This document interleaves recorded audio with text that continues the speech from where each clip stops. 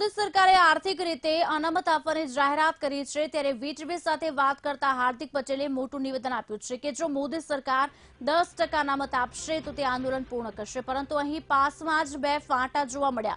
એક તરફ હાર્દિકે આંદોલન પૂર્ણ કરવાની વાત કરી, જ્યારે બીજી તરફ અલ્પેશ કથિરિયાએ આંદોલન આગામી સમયમાં પણ ચાલુ રાખવાની વાત કરી।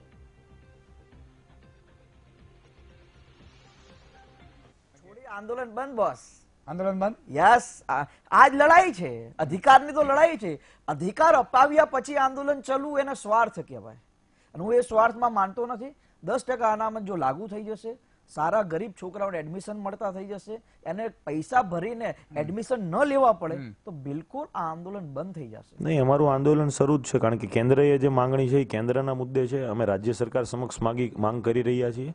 અમે રાજ્ય સરકારની જે સિસ્ટમ છે એમાં અમારું પ્રતિનિધિત્વ નથી એટલે એના માટે માંગણી કરી રહ્યા છીએ। અમારા જે નબળા વર્ગ છે પાટીદાર સમાજ હોય કે અન્ય સમાજ હોય બિન અનામત જે પણ વર્ગ છે એને લાભ મળવા જોઈએ, કચડાયેલા વર્ગને લાભ મળવા જોઈએ। ગુજરાત સરકારના રાજ્ય સરકારના કોટામાં લાભ નથી મળતા, એ નોકરી હોય કે શિક્ષણ બંનેમાં મારી માંગણી છે।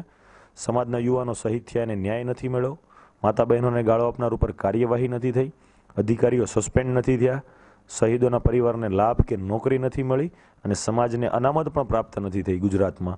તો ગુજરાત સરકાર સમક્ષ મારી માંગણી છે એ શરૂ જ રહેશે અને પાસનું કાર્ય આગળ વધતું રહેશે।